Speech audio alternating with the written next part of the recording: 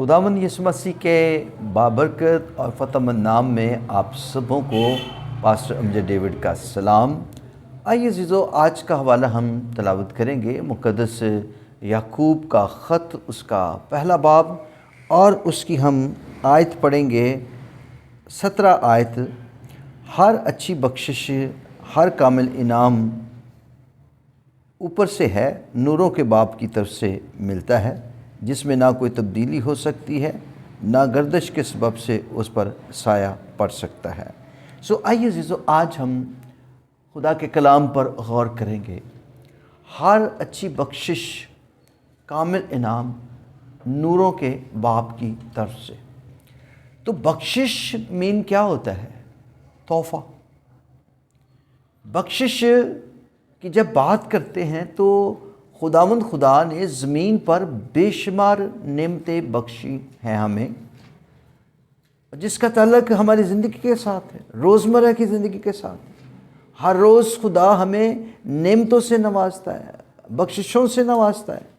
लेकिन सबसे बड़ी नेमत जो खुदा ने बख्शी है, जब यूहन्ना की इंजील उसके 3 बाब को उसकी 16वीं आयत को पढ़ते हैं तो लिखा है, खुदा ने दुनिया से ऐसी मोहब्बत की कि उसने अपना इकलौता बेटा बख्श दिया। तो जब हम बख्शिश की बात करते हैं तो दुनिया को जो सबसे बड़ी और महंगी, यूनिक और उम्मीद चीज़ बख्शी है, वो क्या बख्शा है? वो खुदावंद यीशु मसीह बख्शा है। यीशु मसीह के आने के सबब से उसने हमें निजात बख्शी है। निजात पाना कोई छोटी बात नहीं है, बहुत बड़ी बात है। आज दुनिया में लोगों के पास बहुत कुछ है, लेकिन अगर हम बात करें जो कायम रहने वाली चीज़ें हैं, कुछ चीज़ें हैं हम हासिल करते हैं वो मिटने वाली हैं, कुछ चीज़ें हैं कायम रहने वाली हैं। जब मुक़द्दस यूहन्ना के ख़त को जब पढ़ते हैं तो वहाँ लिखा है कि दुनिया और दुनिया की चीज़ें मिटती जाती हैं, लेकिन जो खुदा की मर्ज़ी के मुताबिक चलते हैं वो अबद तक क्या रहेंगे? कायम रहेंगे। और बाइबल मुक़द्दस में लिखा है कि कुछ चीज़ें हैं जो मिटने वाली हैं, कुछ चीज़ें हैं कायम रहने वाली हैं।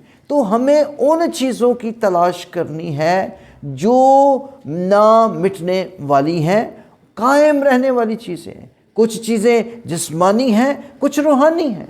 तो हमें अपनी चीज़ों की जो फ़िक्र करनी है वो क्या है कि हमें रूहानी इतबार से उन चीज़ों को हासिल करना है। लिखा है, जब हम याकूब के ख़त उसकी 16वीं आयत को, पहले बाब की 16वीं आयत को पढ़ते हैं तो लिखा है, ऐ भाइयों फरेब न खो, हर एक बख्शिश कामिल इनाम नूरों के बाप की तरफ से है।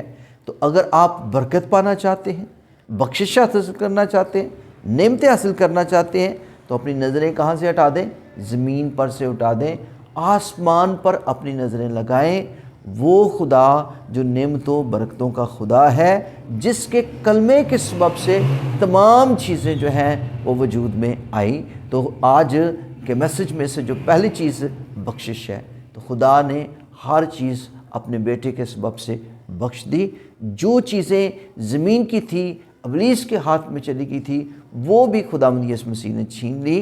जब हम मुकाशफा की किताब उसका यूहन्ना का मुकाशफा जब पढ़ते हैं तो उसके पहले बाब को पढ़ते हैं तो लिखा है, यूहन्ना से एक बड़ी खूबसूरत बात कही, खौफ न खा, मर गया था, मैं अब ज़िंदा हूँ, अब्दल आबाद ज़िंदा रहूँगा। देख, मौत और आलम रवा की कुंजियाँ क्या हैं? मेरे पास हैं। यीशु मसीह ने हर चीज़ अपने खून से ख़रीद ली, हमारे वास्ते ख़रीद ली और हमें बख्श दी।